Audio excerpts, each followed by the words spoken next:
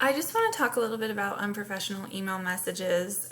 Obviously, our textbook is designed to put a lot of weight on making sure that you never send an unprofessional email message. And of course, if you do, it has the opportunity to, um, reflect negatively on your ability to communicate in the workplace, or if it's not necessarily in the workplace, it might not be as detrimental, but still it's a form of communication, and that means that someone's getting that email. But I think that what our textbook doesn't really cover as well is the concept of being on the receiving end of an unprofessional email. Okay, so what I mean by that is, what if someone sends you an unprofessional email message? And I think that that's really almost more important. Maybe I'm coming at this in the hopes that you'll never send an unprofessional email, but what if you get one? Like, how should you feel about that? Why does this matter? I feel like that is just important. I don't know. So that's where I'm going with this think piece for this week. So I think that, first of all, considering like what causes emails to be unprofessional, I think first and foremost, it's emotions. Emotions, I think, are often the biggest reason for heated emails, where you see maybe name calling, or maybe where you see all capital letters, or just like rudeness, right? Because I think there's different types of unprofessionalism, and I think in this case, rudeness to the person that is communicating with you, or if you're writing the email, rudeness to the person you're writing to, or if you're reading the email, that rudeness being conveyed to you, right? So sometimes the reason that our emails are unprofessional is we're sending them when we're mad. We haven't really processed our emotions yet. If you are mad and you're getting ready to send an email about the thing that you're mad about, you have two options that I would recommend. I would either write the email out completely and do not hit send and just let it sit there for 2 days and then come back to it and decide if that's really what you want to say. Or option two, which might be better, just don't write an email at all until you have processed your emotions and figured out how to take care of something. Because if we communicate to get something accomplished, right, it's really, really hard to get something accomplished from any end of that email when someone is, being unprofessional in an angry kind of way.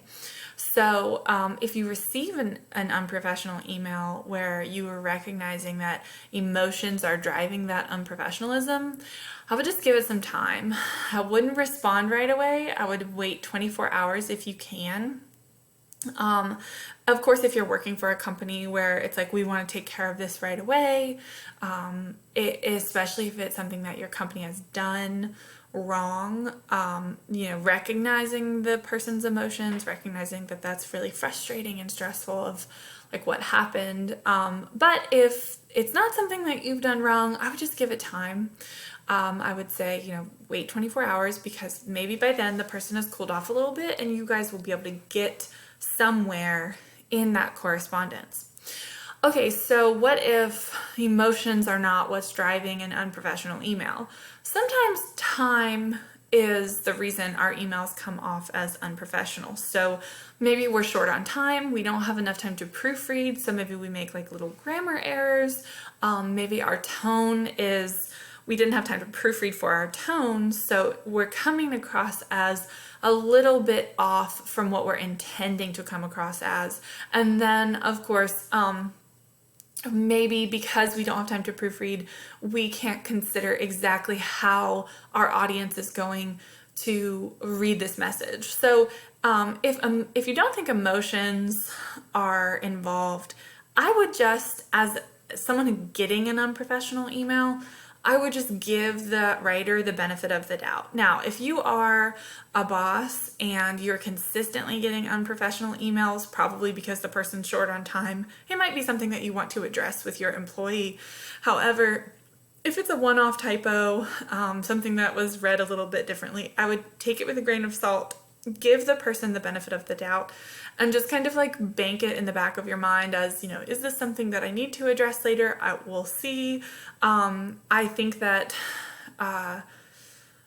it can be controversial to just instantly reply with like, well, you didn't write a very professional email, or maybe you need to proofread your emails before you send them to me next. I mean, that can cause drama that's just like pointless and wasting time. So, now that's like also coming from me as a conflict avoider. I would rather just be like, you probably didn't mean it the way you said it, or maybe I'm misinterpreting.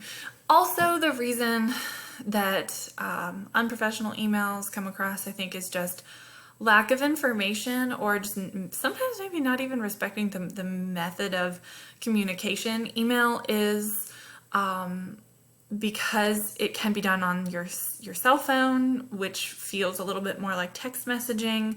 Email can be very informal, even though it should still kind of be an informal space, especially when you are in a business setting or in any kind of professional setting. You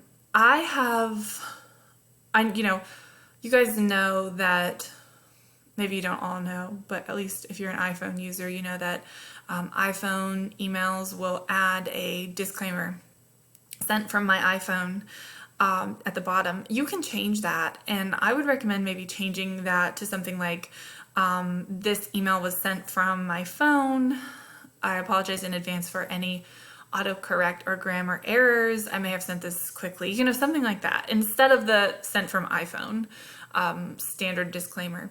But sometimes it's just a lack of information, right? We don't realize that our email message is unprofessional. If you're in a business setting and you think there's an issue with, again, a coworker or one of your employees who maybe needs to have some training on informative, or not informative, but some training on professional emails, then you might provide that to them, again, considering audience and tone and how you want to express that. So just know that that could be a cause as well. Maybe the person just isn't used to sending emails and doesn't really think about these things. So why does this matter? Again, I think this comes back to like being on the receiving end of an unprofessional email. If we keep all of that in mind, then we are probably going to be able to maintain professionalism ourselves. You don't want to be in a situation where you're a business professional and maybe one of your clients emails you angrily, and then that sets you off for you to email them back angrily, because no matter what, you're still representing that company. So your communication there, you can't fight fire with fire in a business setting. If someone's coming at you in that way, frustratingly, you still have to remain calm. But if you can kind of go back to these things and consider, okay, they're mad. Maybe they didn't have enough time. Maybe they don't know how formal they should be, or they don't have the right information for writing a professional email. Then it helps you maintain that professionalism, which will help you not get in trouble for, again, returning an unprofessional email. So just my thoughts on communication there. I know we have all maybe sent and received heated emails in the past. I certainly know that I have. So just things to keep in mind. Sometimes it's hard, but it will help you present a positive face for your company, which helps you keep your job, right? That's what we want. Okay. So if you guys have any questions, just send me an email. We can talk more about this if you want to.